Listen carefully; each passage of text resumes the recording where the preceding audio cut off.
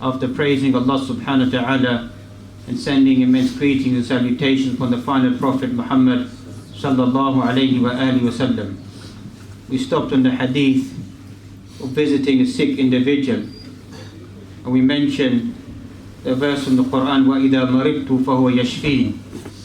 If a person falls sick, the one to cure is Allah subhanahu wa ta'ala. Thus a person should have husnul dhan billahi subhanahu wa ta'ala, should have had good thoughts, good speculation regarding Allah subhanahu wa ta'ala. That a person in a state of illness or sickness, or in a state of difficulty and hardship, there will be an alleviation. There will be success for that individual. فَإِنَّ مَعَ الْعُسْرِ يُسْرًا إِنَّ مَعَ الْعُسْرِ يُسْرًا. Indeed, after every hardship there comes ease. After every hardship there is ease. As we mentioned, the ulama of Lugha linguistics have mentioned that when here al-usr is mentioned, it doesn't mean there's going to be two difficulties. There's only going to be one difficulty, but there's going to be two moments of ease for that individual. Just like in this blessed month of Ramadan that we find two moments of joy for the individual, one in this dunya and one inside al-akhirah. The joy in this dunya is when a person opens their fast. That feeling of opening their fast is a good feeling, good aspiration, good hope. Thus those final moments of the fasting day, a person should be engrossed inside dua ila Allah subhanahu wa ta'ala, because that dua is not rejected by Allah subhanahu wa ta'ala. And a second time of enjoyment for the individual, or happiness, or contentment, is a day when the believer meets his Lord, meets Allah subhanahu wa ta'ala, sees Allah subhanahu wa ta'ala. And as ulama of Ahl Sunnati wal Jama'ah described that the greatest success, the ultimate success for the believers is to see Allah subhanahu wa ta'ala. Those years of ibadah, worship, for us it may sound a long-term years, but if you multiply this time or understand this time, it's a very short time. The small elements of ibadah, Allah subhanahu wa ta'ala gives immense reward. And likewise in this blessed month of Ramadan, reward is multiplied many times over. That some narrations mention 70 times over reward is given to that individual. And likewise we know there's a reward which is hidden with Allah subhanahu wa ta'ala, that Allah subhanahu wa ta'ala gives to as-sabirun, patient individuals, a reward which is unaccountable. There is no figure for it that Allah gives to those individuals. And likewise hadith Qudsi that we find, أَعْدَدْتُ لِعِبَادِيَ الصَّالِحِينَ مَا لَا عَيْنٌ رَأَتْ وَلَا أُذُنٌ سَمِعَتْ وَلَا خَطَرَ عَلَى قَلْبِ بَشَرٍ. I have prepared for my servants what no eye has seen, what no ear has heard, and the feeling, the perception, the thought hasn't come into the heart of any individual. And then the Prophet recited, فَلَا تَعْلَمُ نَفْسٌ مَا أُخْفِيَ لَهُم مِّن قُرَّةِ أَعْيُنٍ جَزَاءً بِمَا كَانُوا يَعْمَلُونَ. No soul knows what the coolness of the eyes that Allah subhanahu wa ta'ala has prepared for those individuals inside al-akhirah. جَزَاءً بِمَا كَانُوا يَعْمَلُونَ. Recompense, reward, because of the actions that you used to carry out on this dunya. And that is the second phase of a person, Ahl Sunnati, is a person of al-amal, of action. Many of us, we know so many things, we know so many virtues and blessings this month of Ramadan. But what are our actions? Day in, day out, year in, year out. We don't seem to want to change ourselves. إِنَّ اللَّهَ لَا يُغَيِّرُ مَا بِقَوْمٍ حَتَّى يُغَيِّرُ مَا بِأَنفُسِهِمْ. Allah will never change the state and condition of a people until they don't change their own selves. The status quo of us, unfortunately, is corrupt. We want to complain about the wider world around us.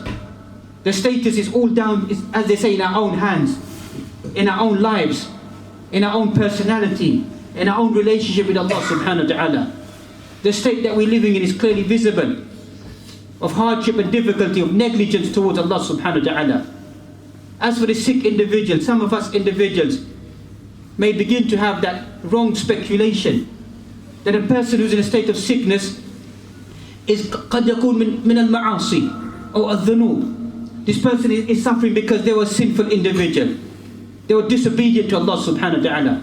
That on average what many of us we think when we see a sick individual, unfortunately it comes to our mind that maybe this person, to excuse these words, but this person deserves the punishment. This person deserves what they're facing inside their life. That's how some of us we think. We don't think that illness or sickness is alleviation. Some people are going to meet Allah subhanahu wa ta'ala, la dhanb alayhim, no sin upon them, purified totally because they took the suffering in this dunya. Many of us could be meeting Allah subhanahu wa ta'ala with so many different sins, so many actions of disobedience, and we become so full of ourselves thinking that we won't be punished by Allah subhanahu wa ta'ala. And those individuals are being purified by Allah subhanahu wa ta'ala. Other ulama mentioned it could be expiation, a wiping out of their sins, a raising of their ranks, of their darajat, inda Allah subhanahu wa ta'ala, being excelled even more in front of Allah subhanahu wa ta'ala. And that's the main theme of today's khutbah, is thinking well of people. As we find this narration, husnul dhanni min husnil ibadah. To have good aspirations, good thoughts, is some good ibadah. Even though some ulama of hadith have criticized this hadith. قد ضعفه Shaykh Nasir al-Albani in his tashih of Sunnah of Imam Tirmidhi, likewise, or Abu Dawood, likewise the Musnad Imam Ahmad. But for أي حال, we're going to highlight that husnul dhann, to have good speculation, good thoughts, a good understanding about people, is the way of the believer. Because many of us Muslims today live in the environment that we live in have become prejudgmental, over-judgmental about certain things. We think that Islam rests upon certain external practices. And here, disclaimer should be mentioned, we're not questioning or saying that these external things, we shouldn't do them inside our life. But some of us, that's all that our life has become. To focus on the length of the beard of an individual. Taqsirul thiyab, how short the garment is, how long the hijab is, how visible the niqab is.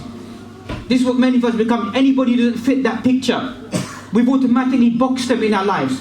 That's how sad it is, that many of us average Muslims, we are prejudgmental about individuals.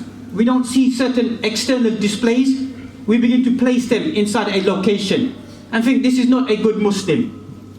وَالْعِلْمُ عِنْدَ اللَّهِ سُبْحَانَهُ وَتَعَالَى. For us, it's just to encourage everyone that we could be doing certain external things, they could be doing many internal things and many other things inside their life. We have to find the khair, we have to find the goodness, we have to remind one another. وَذَكِّرْ فَإِنَّ الذِّكْرَ تَنْفَعُ الْمُؤْمِنِينَ. Remind, indeed the reminder, it benefits the believing individuals. And how sad it is, so accurate we become inside our lives about these affairs. So accurate inside our lives. So possibly rightfully over worried about them. But we don't see the wider picture of the human being, the identity. وحتى في الصلاة, that we find that some of us individuals in our zealousness, in our passion, in the sufuf, in the lines of prayer that we find, straighten your lines of prayer when you begin the prayer. Try your best to stand close to one another, foot to foot, shoulder to shoulder, leave no gaps.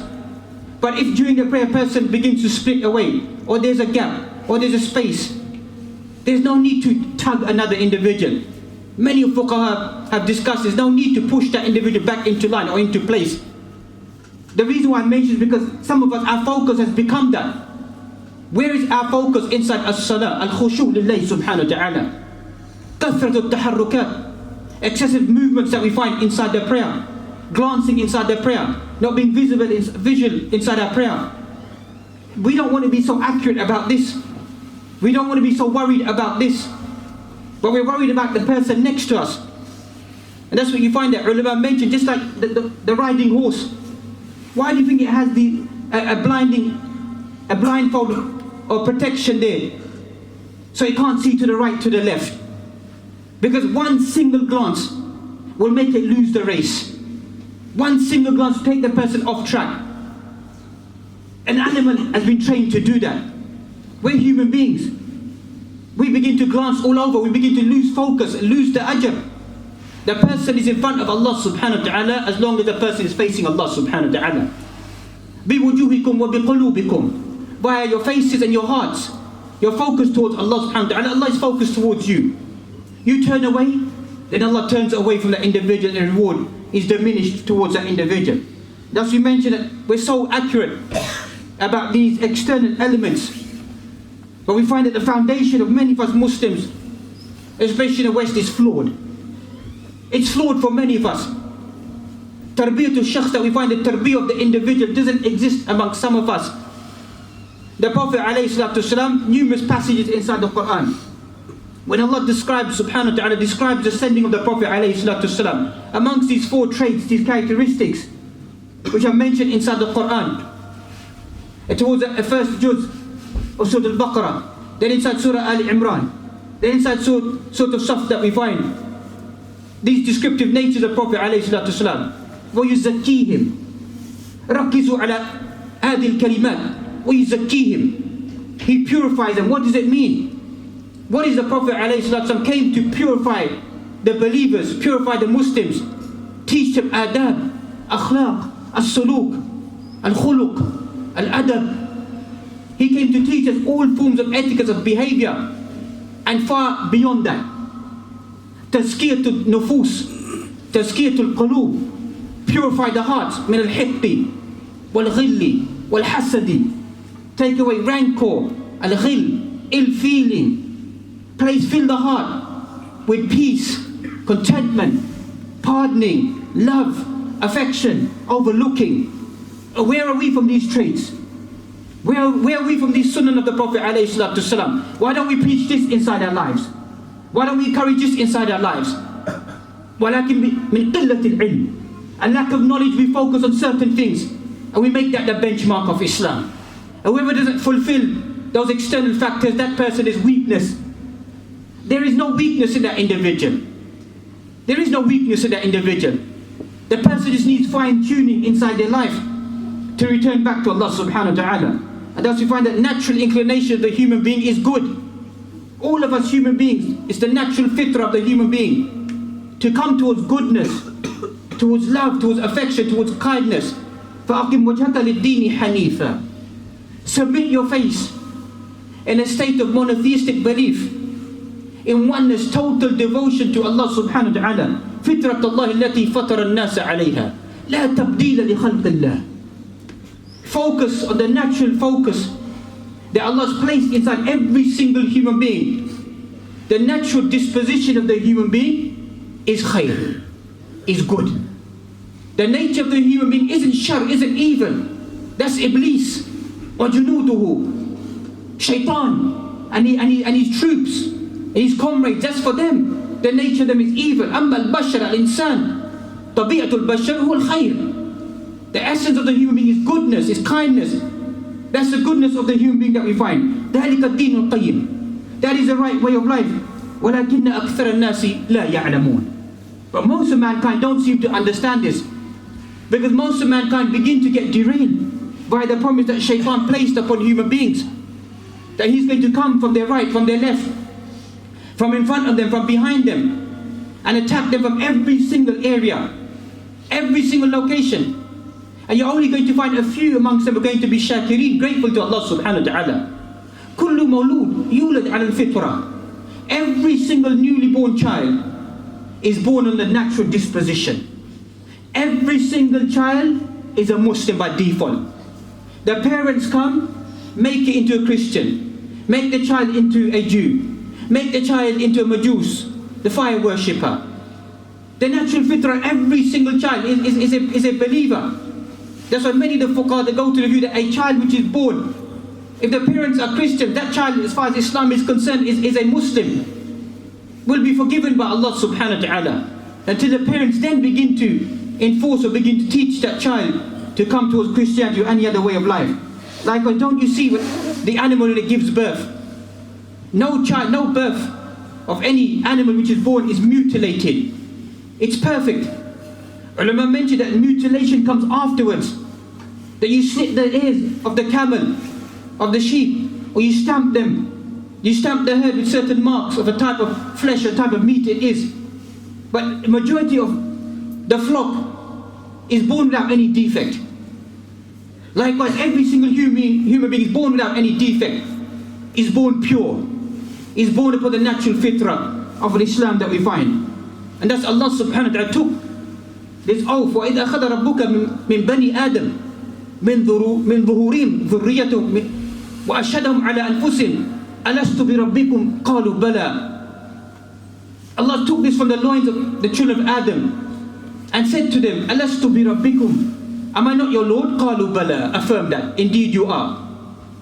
For what reason? Perhaps on that day you may begin to say on that day, أن تقولوا يوم القيامة إنا كنا عن هذا غافلين. Perhaps you try to use the excuse on the day of judgment that, Ya Allah, I wasn't programmed. I didn't know about Allah. I didn't know about submitting to Allah subhanahu wa ta'ala. Allah says, look deep down within yourself. Read within your heart, read within your mind. The natural disposition of the human being has been programmed to worship Allah subhanahu wa ta'ala. But most of mankind are heedless regarding this. That's when Allah subhanahu wa ta'ala speaks once again inside Surah Rum, the beginning. What is the state of majority of mankind that we find? يَعْلَمُونَ ظَاهِرًا مِنَ الْحَيَاةِ الدُّنْيَا وَهُمْ عَنِ الْآخِرَةِ هُمْ غَافِلُونَ. يَعْلَمُونَ ظَاهِرًا مِنَ الْحَيَاةِ الدُّنْيَا. These people know everything about the dunya. Every single thing about the dunya, they know about it. They are accurate about their lives. يَعْلَمُونَ ظَاهِرًا مِنَ الْحَيَاةِ الدُّنْيَا. Their infrastructure, their buildings and everything that they do. But then Allah defames them. وَهُمْ عَنِ الْآخِرَةِ هُمْ غَافِلُونَ. أَمَّا الْآخِرَةِ لَا نَصِيبَ لَهُمْ فِي الْآخِرَةِ. Inside al-akhirah, لَيْسَ لَهُمْ شَيْءٍ إِلَّا النَّارِ. Nothing for them inside al-akhirah. They know Allah subhanahu wa ta'ala. But you find a life of sins, disobedience, rejection that we find.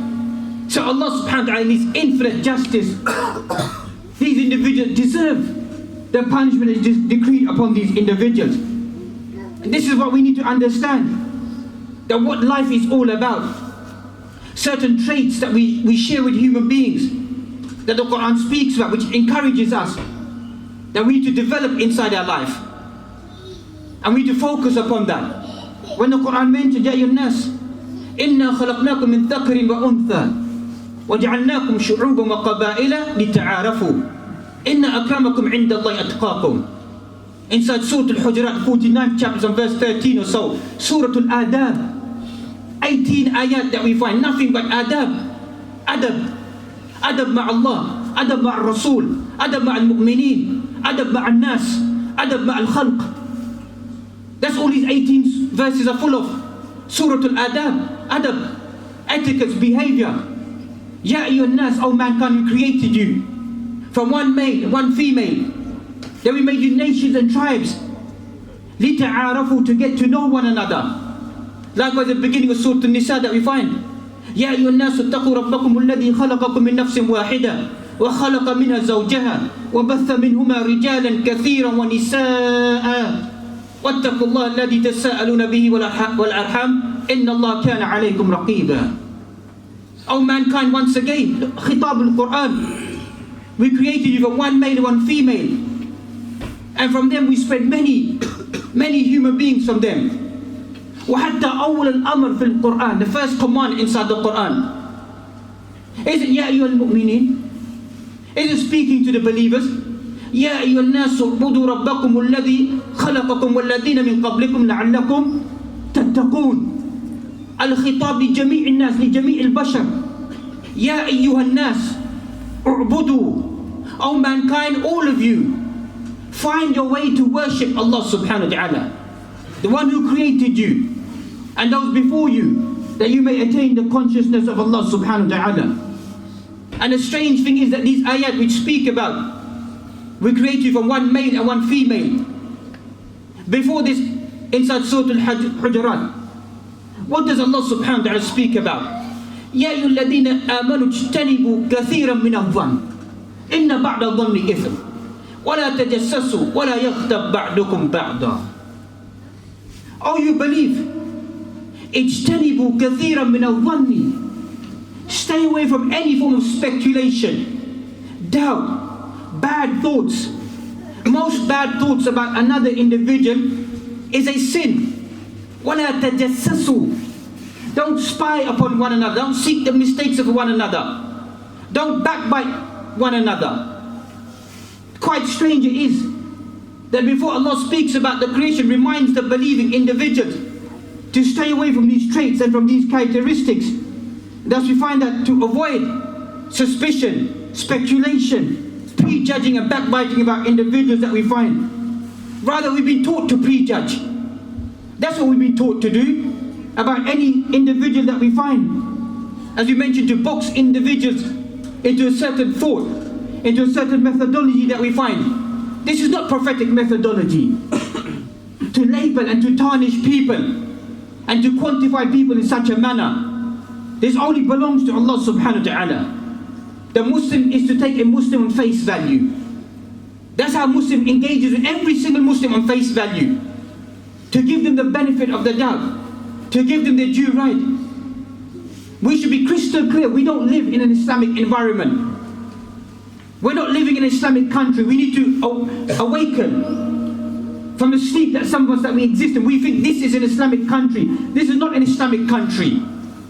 There's an onslaught of all types of etiquettes and behavior which are penetrating into our society. We cannot live in a dream world and think just because there's pockets of Islam doesn't mean that the wider circle is an Islamic circle. In Islamic country they have other injunctions, other responsibilities that they apply applicably upon their society. You can't pluck a 3rd century ruling, a 3rd century view of a scholar and apply it in the modern 21st world and say this is what Islam is, this is what you need to do. There are certain core elements that don't change, but to bring things and to apply them on the people around you, say this is what Islam is, this is the Islam that we need to follow, shows a lack of understanding of Islam. Because al-fuqaha are people who live and engage with people who see their daily struggle, who see the daily grind, who see the daily life, who see the daily troubles, who see the daily problems, and they tackle them and they try to resolve them, they try to help them.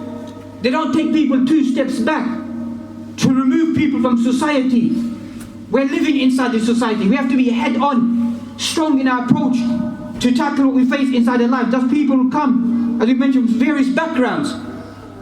Person needs to accommodate and understand the background of human beings that we find. And that's why in hadith as mentioned, Ibn Umar narrates this hadith inside Sahih Muslim. That human beings, you will find that most people are like 100 camels.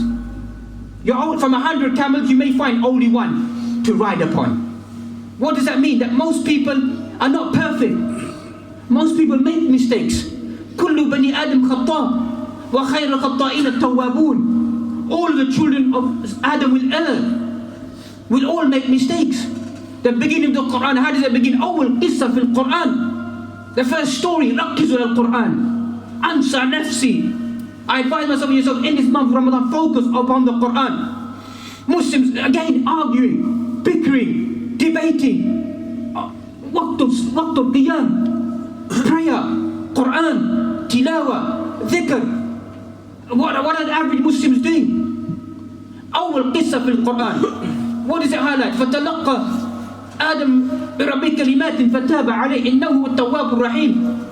Adam received words of inspiration.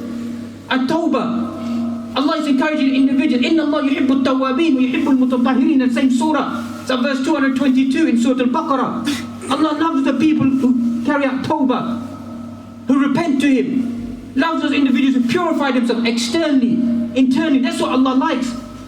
That a person, yes, we Muslims, we may be sinful, we may be doing wrong things, but there's khair, there's goodness in reminding people about Allah subhanahu wa ta'ala, encourage them to come close to Allah subhanahu wa ta'ala. And this is the sunnah of the Prophet alayhi salam. He understood his people, which we are far away from. How to engage with his people. Hadith in Bukhari that we find, a Bedouin Arab came and urinated inside the masjid. All of the companions became angry, but he understood the psyche of this individual. Qadim min al-Badiyat was from the Arabs, from the Bedouins living in the desert. Thought it's an open land, it's not a masjid like we have today, a carpet, and decided to urinate inside the masjid. The Prophet ﷺ let him be, called him over, reminded him this is the house of Allah, a dhikr of Allah, a place of prayer. And some narration mentioned, he said that, Ya, oh Allah, forgive only me and Muhammad, because no one else showed me that kindness. How about the young individual who walked to the Prophet ﷺ and said, give me permission to commit zina? Kalla wa hasha. How can that be possible? Someone approached the Prophet ﷺ and say, let me commit zina. Look at the psyche of the people. Look at the development of the people. How does the Prophet ﷺ engage with him? He says to him, do you have a mother? Would you like someone to carry out this action with your mother? قال لا فهكذا الناس. I don't want anyone to do that with my mother. He said, that's how the people are. أترضى لخالتك لعمتك لبنتك? Would you be happy if someone do that with your paternal aunt, your maternal aunt, with your daughter, your family members? No. So how would you want to carry out with another person inside your life? Then the Prophet placed his hand on his chest and prayed for him to guard his chastity, his honor, his dignity.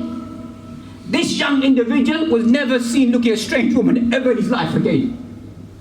Dua al-Rasul, al-Shafaqa, al-Rahma, al-Leen, al-Hub, al-Wud entered in this young man's heart, in his mind. That's how you change people. An-Nabiyyu awla bil-mu'minina min anfusihim. Remind them about the Prophet alayhi salatu salam. Afdalul bashar, afdalul khalq. How he came and he changed people. وحتى كتب في السيرة حتى الأعداء, even the enemies, no one ever sat with the Prophet ﷺ except for they felt peace, felt ease, felt relaxed, felt happy, felt tranquility. هذا نبيكم. This is our Prophet ﷺ. Where are we from this sunnah of his? Where are we from this life of his? Of changing the mindset of people, thinking well of individuals, of encouraging to come close to Allah subhanahu wa ta'ala. And thus we find that sometimes rightfully, a person may need to say certain things. People who openly sin, that sometimes a person needs to openly mention these are the sins and the vice that some people are carrying out inside society. But even then, even then inside our hearts, as practitioners and preachers, what do we find inside our hearts? That we ask Allah subhanahu wa ta'ala to guide them, to rectify their affairs, to make them better individuals. Person isn't full of shatam wa la'an, curse and reviling. He's full of making dua, encouraging people to come return back to Allah subhanahu wa ta'ala. And thus we find that these people, we think well of people. People are clouded inside their perception of Islam. It's good to break our fast with non-Muslims, to encourage them, to remind them. It's good. Khair fi dhalik. There's no harm. But to think to enter into an environment of kufr, of shirk billah, to mix at-tawheed with kufr, to mix tawheed with shirk, to mix iman with kufr. Because that's what some of us think is a good action, that we're engaged in doing something. How can a person break their fast? Ahlul Tawheed, people of Tawheed, no disrespect. We can learn many things from them, from their lives and their etiquettes. But the one thing that they don't have Tawheed. They don't have oneness of Allah subhanahu wa ta'ala. A person can't just stand there and see kufr and shirk and say that we're all one millah. We're not one millah. Tariq ila Jannah, tariq wahid. Path to Jannah is one. Huwa deenul Islam. It's not deenul Nasraniyah, al-Yahudiyah. Those other Abrahamic faiths, what they claim to be Abrahamic faiths, will not take you to Jannah. They'll take you to Jahannam. Only Islam. We need to be bold.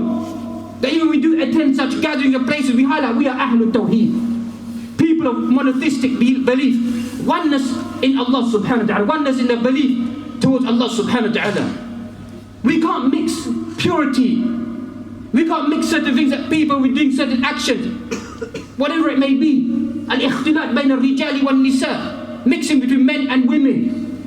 All of Islam, celebrating Eid, celebrations that we find. The end does not justify the means. هذه القضية, هذه الأصول من أصول الفقه. The end does not justify the means. You can't say that the end is going to be a good result. One person becomes Muslim.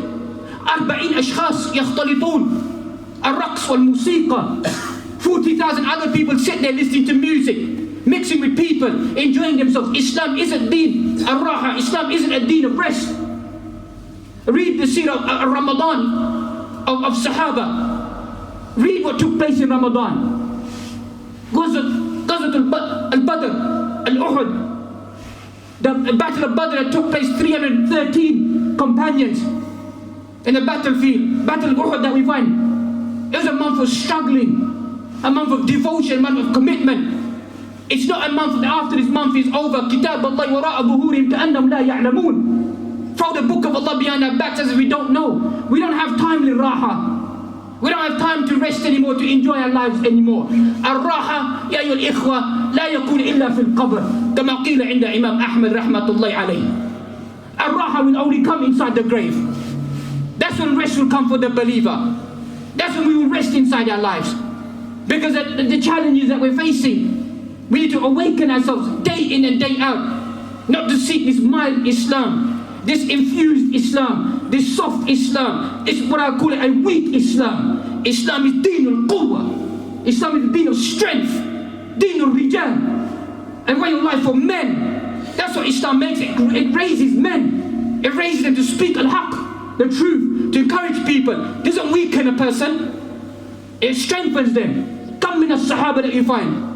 قد يكون من أبدانهم ضعف. The external bodies are weak. Abdullah ibn Mas'ud said, look at his shins, look how skinny this individual is. The Prophet highlighted that his shin is heavier than many of the believers. The strength that he has, this is the strength, quwwatul iman, that we need to place inside our hearts. We want to conclude from amongst the seerah of the companions that we find about how thinking well of other individuals and overlooking individuals, and likewise also bringing people to accountability that we find. Read through the life of Al-Khulafa Ar-Rashidun, the 4 Khulafa. Read about their lives, about these achievements and the type of individual personalities that they were.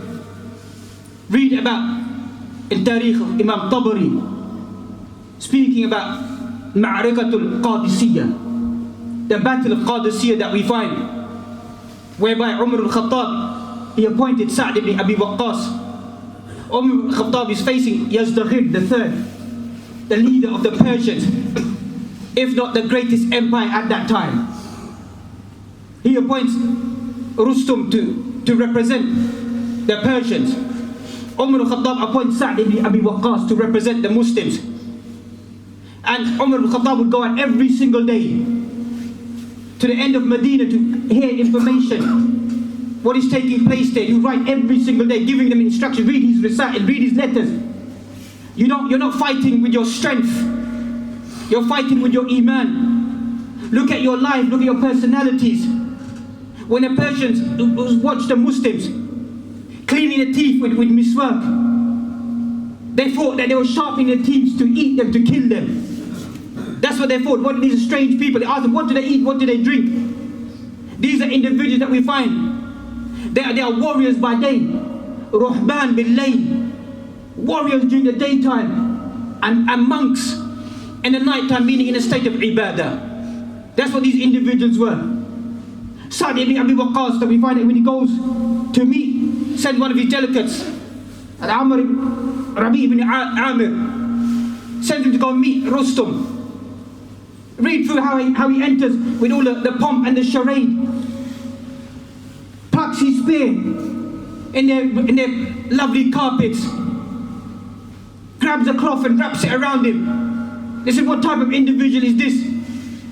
And they asked him to come and sit on the throne. He said, we haven't come to sit on the thrones of people.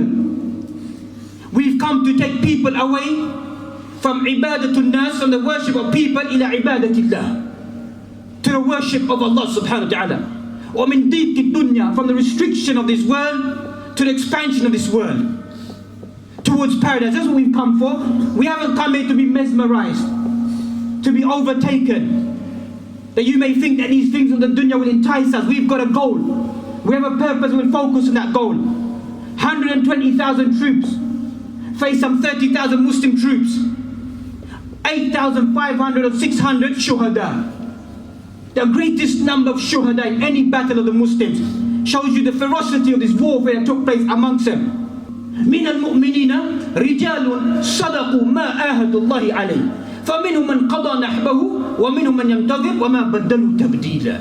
من المؤمنين رجال. From amongst the believers are men who are true covenant, committed to Allah subhanahu wa ta'ala. That's what these companions were, these believers were, committed to Allah subhanahu wa ta'ala. We find amongst them Abu Mihjan al-Thaqafi. This individual is now placed in a fort because of his bad practice.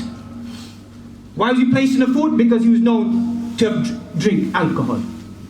So he says to Sa'd ibn Abi Waqqas that let me go free.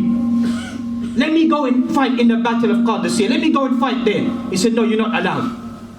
He became upset that I'm not able to participate. So he came to Sa'd ibn Abi Waqqas' wife and said to her, Salma, said to her, let me go. Undo my shackles and let me go.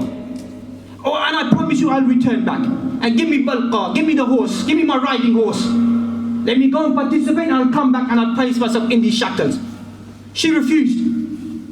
ثم صلت صلاة الاستخارة. She read the istikhara prayer and she came back to him and said, I trust you that you're going to come back, but I won't give you the horse. She undone his shackles and let him go free. He took the horse and he fled. And he entered into the battlefield. فَلَا يَعْرِفُ أَحَدٍ. No one knows him. Slays and kills enemies. Sa'd ibn Abi Waqqas is watching and says, if I had not chained up Abu Mihjan al-Thaqafi, I'd think that's him and that's his horse. But I left him in the fort chained up. Because no one can fight like that except for him. No one can be so brave except for this individual.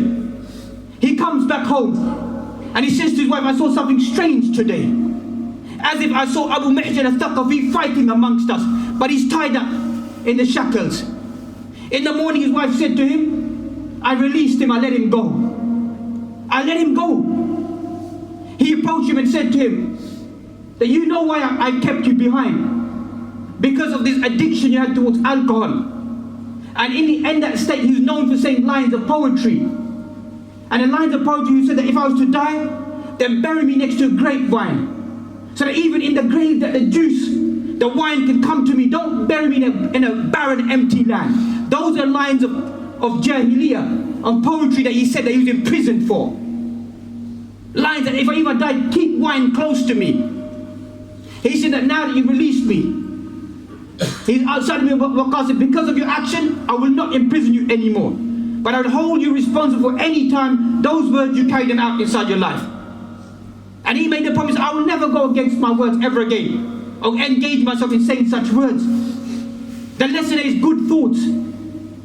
That if this can be people who are known as amongst the best generation, that there were amongst them those who made mistakes, those who sinned, but their goodness was brought out. That's what we as a Muslim ummah are. There's much goodness, there's much khair. A person who says that this Muslim ummah has been destroyed, he's the one that's destroyed them. We want to awaken our Muslim ummah, we want to awaken our Muslim youth, awaken them from the pitiful state that they're in, of al-munkarat, al-fawahish, al-mukhaddarat, al-khamr, khumur, of drink, of drugs, of fornication, of haram. We want to awaken them to come back to Allah subhanahu wa ta'ala. Because the future of this Muslim ummah rests upon al-shabab. If the shabab are correct, are rectified, then there's a great ending. Much khair for the end of this Muslim ummah. May Allah subhanahu wa ta'ala give us all the tawfiq in his final moments of Yawm al-Jum'ah, in these days of Ramadan. We want to encourage ourselves, to remind ourselves, to go to our ikhwan, go to our brothers who we know they're not praying, they're not fasting, involved in munkarat. Take them by the hand, show love and affection, drag them to the masjid, tell them to come listen to the Quran. If we can call non-Muslims and they hear the adhan and they weep, they hear the Quran and they weep, فَمَا بَالُ الْمُسْلِمِينَ. How about Muslims? Why don't we have that same love and affection and care about them? Every one of us bring a friend, bring them to the masjid, get them to think about Allah, remind about Allah. This will be inside your hasanat, your good deeds. Anybody who begins to rectify their life, every time they pray, ajr goes to you. Every time they fast, reward goes to you as well. On the day of judgment, much khair will be given to those individuals. And this is min al-awam, the masses of people can do this. We can't reach out to everybody, but the awam can encourage people, encourage their friends, encourage their family members. It's a month of rahmah, of mercy, of forgiveness. This is the month of Allah subhanahu wa ta'ala, shahr of Quran, of the Quran. This is what we should encourage inside ourselves. May Allah subhanahu wa ta'ala grant all of us husnul khatima, good ending. ونسأل الله يتقبل منا صيامنا وسجودنا وتلاوتنا وركوعنا, to accept our prayers, our fasting, our sujood, to magnify this reward on the day of judgment, to accept it from us. إنما يتقبل الله من المتقين. Indeed, Allah accepts only for the pious individuals. We ask Allah to make us from amongst the muttaqeen, amongst the pious individuals, amongst muhsineen, from the doers of good in His blessed month of Ramadan.